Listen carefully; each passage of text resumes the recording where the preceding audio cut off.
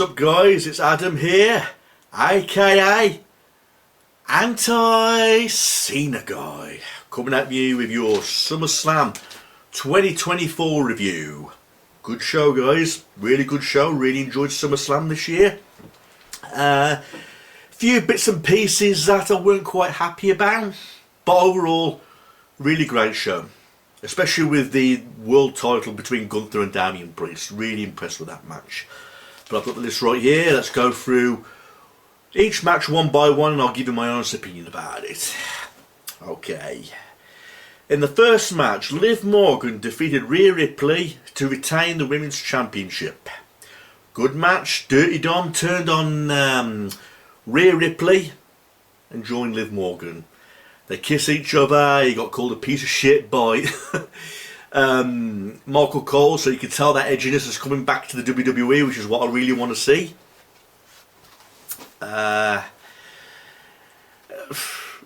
Liv Morgan's my kind of girl over Rhea Ripley, but I do like Rhea Ripley. You know, I like both women equally, but if I had to choose, I would choose Liv Morgan over Rhea Ripley. You know what I mean? But I'm happy she retained. If Rhea Ripley would have won this match, I'd have been cool with that also, because I like seeing the women go at it in the ring, and I think they work just as hard as the guys do, and I love watching them wrestle. You know, everyone knows how I feel about Dominic Mysterio, but if he's going to be thrown into the equation, it might as well be over something like this. So, has he now officially left Judgment Day? It's looking that way. But overall, this match was fine.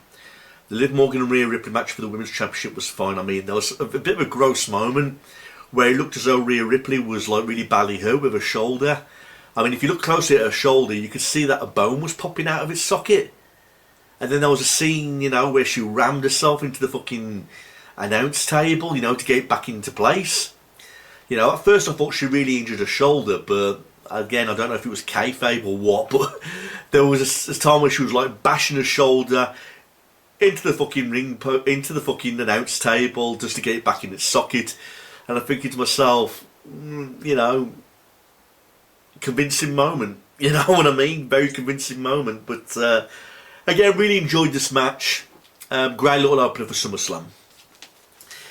Now, the second match, Bron Baker defeated Sami Zayn, new Intercontinental title. I'm glad Bron Baker won, because I'm not the biggest Sami Zayn fan. I mean, don't get me wrong, I'm not saying he sucks as a wrestler, I'm not saying he's a lousy entertainer, but he's one of those people who I would not see as an Intercontinental champion.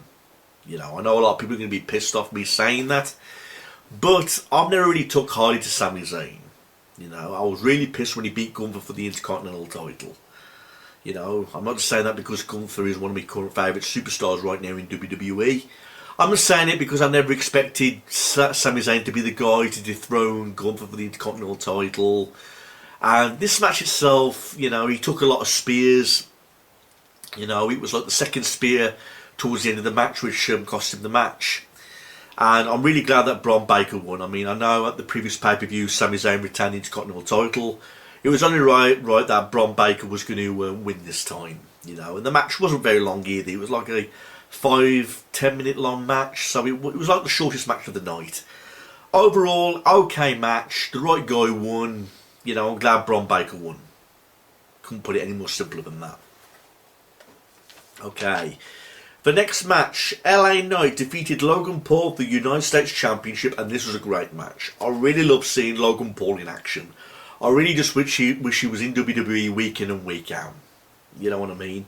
And on the other hand, I'm happy that LA Knight won, because he's one of them fast rising stars in WWE right now. And for him to win his first singles gold, the United States Championship, is a nice little prize for him.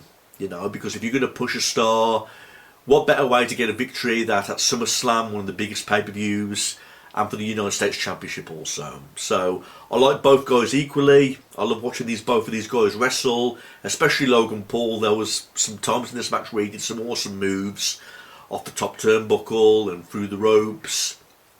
But if LA Knight and Logan Paul are going to square off in a match, you know you're going to see a classic. Okay, and this match indeed was for a classic. I mean, we had Machine Gun Kelly thrown into the equation. You know, there was a scene, you know, where Logan Paul had some brass knucks, you know, and he hit LA Knight with them, but LA Knight ended up getting the victory for the US title. A lot of people would argue saying that it was Logan Paul doesn't really need the US title due to his current status in WWE, you know, and I agree with that in some ways, but if you're going to push LA Knight, you've got to get him over a victory over Logan Paul. It's only fitting. But like I say, I'm not upset that LA Knight is the new United States champion, because I like LA Knight and I like Logan Paul. But more than anything, I like the match that these two guys pulled off. It was a really entertaining match. Good match. Now, this match, Nia Jax defeated Bayley for the Women's Championship, and I've got to say, this was like a bit of a buzzkill. I mean, we've just seen an awesome match between LA Knight and Logan Paul. Nia Jax was really slow and clumsy in this fucking match. I mean, there was a time when she was doing these leg drops and these bonsai drops.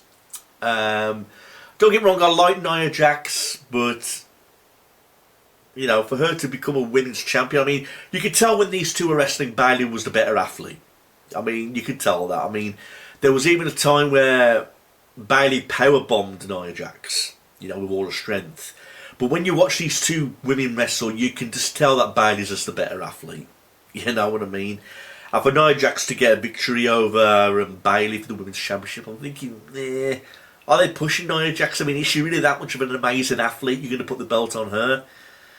I mean, I know she's a large wrestler, you know, she's a big wrestler, like, but, you know, at the same time, I think to myself, you're going to put the belt on her? Is she really that much of a great athlete that you're going to put the main belt on her? I mean, it would have been nice if Bayley somehow would have got a victory over Nia Jax, but this one was like a bit of a problem. I mean, Nia Jax was really clumsy in this match, you know, and just like Bayley was saying in the promos, that she was very slow and clumsy, and we saw that definitely in this match. But after two bonsai drops and all that carry on, you know, Nia Jax won the Women's Championship. I'm not devastated that she's won the Women's Championship, but I would like to have seen Bayley retain in this. I mean, because I like Bayley more than Nia Jax, you know what I mean. She's just a better athlete. Next match, Drew McIntyre defeated CM Punk with Seth Rollins as a special guest referee. And this seemed like a battle over a fucking bracelet. You know what I mean? This reminded me of the time when CM Punk was feuding with The Undertaker at WrestleMania 29 with the urn. You know, the back and forth storyline with the urn. I mean, it was something you'd see in a fucking playground. You know, CM Punk running away with the urn saying, I've got the urn, you can't have it back. You know, and this is the same thing but over a bracelet. I mean, CM Punk has really drawn to this bracelet because he's got his dog's and his wife's name on it.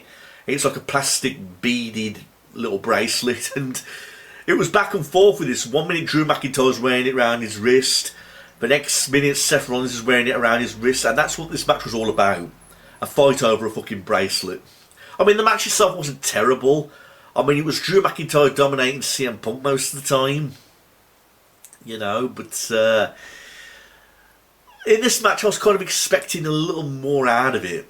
You know what I mean? I mean, this was one of the most highest pumped matches, and it was CM Punk's first single match since coming back. I mean, I thought I was going to see something special in this match, you know, more weapons being involved, and especially with Seth Rollins being the referee. I mean, I know a steel chair was involved, but I was expecting more. I mean, the fact that it was just all fighting over a fucking bracelet, again, it's just childish shit that you'd see in a fucking playground. Not the worst WWE angle that WWE has ever done, but the fact they're fighting over a fucking plastic bracelet, I mean, can't you get yourself another bracelet, Punk? You know what I mean? You know, you're caught off guard by this fucking bracelet, you know, you're letting your guard down, you let yourself getting self-defeated, or because another guy's wearing your bracelet on his wrist, you know. Just my honest opinion. And the next match, in my opinion, was the match of the night and my favourite match. Gunther defeated Damian Priest, new World Heavyweight Champion, and he certainly deserves it. Alright, I love Gunther. He's a top-class athlete, a tough bastard, you know. There was some lot of hard-hitting moves in this match, and Damian Priest was like a very worthy opponent for Gunther. He showed off his sides where he could be really vicious and tough. There was exchanging slaps. Gunther's chest was all bloodied and cut. And again, we got betrayal mixed in with this match. I mean, Finn Balor turned on Damian Priest. The finish was kind of a little bit fucked up, you know, where Damian Priest rolled Gunther over to pin him. and he pushed him purposely towards the ropes. This was so that the angle where Finn Balor could put Gunther's leg on the rope was put together. They could have worked on that a little bit better because it looked a little bit too far-fetched. But the match itself was really amazing. I mean, every time when Gunther wrestles, you know you're going to see a classic. You know, I think he was worthy of beating the Honky Tonk Man's record for the Intercontinental title, and I think he's very worthy of being a world champion, and I'm really looking forward to his title reign. He's going to have so many great title defences, he's going to have so many great matches, and he proved in this match that he's a worthy champion, you know, with his toughness. So this was my favourite match of the night. Very hard hitting, very entertaining. Glad Gunther's the champ. I like Damian Priest, but seeing Gunther as the new world champion is just pleasant. You know what I mean? A really great, worthy contender for the world title and a well-deserved winner. And in the main event, Cody Rhodes defeated Solo Sikoa to retain the WWE title. It was a predictable match. I knew Cody Rhodes was going to retain, but it was nicely done, you know, in terms of the outside interference. Again, Kevin Owens and Randy Orton got involved, and Roman Reigns returned. And now he's a babyface, but I've got mixed emotions about this, because I think Roman Reigns is a great athlete, but I think he makes a fantastic heel. That's what I've always said about Roman Reigns. He's a fantastic heel. I did not like him when Michael Cole was referring him to as the big dog, Roman Reigns. You know, I mean, I do not like Roman Reigns as a babyface. I like him more as a heel, as the tribal chief, and they should have kept him, you know, with that angle longer. But now he's come back as a babyface. It cost Solo Sikoa the WWE title, you know. So the outside interference angles were well put together in this match. But again, I think Gunther and Damian Priest was the match of the night.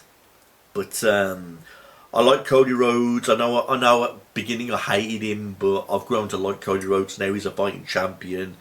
And there were scenes in this match where he was getting put through tables, he was being hit with steel steps, and he just proves how tough he can be and how he can carry on as a worthy champion, you know. But I knew he was going to retain, you know, and we all knew that somebody was going to make a big return at SummerSlam.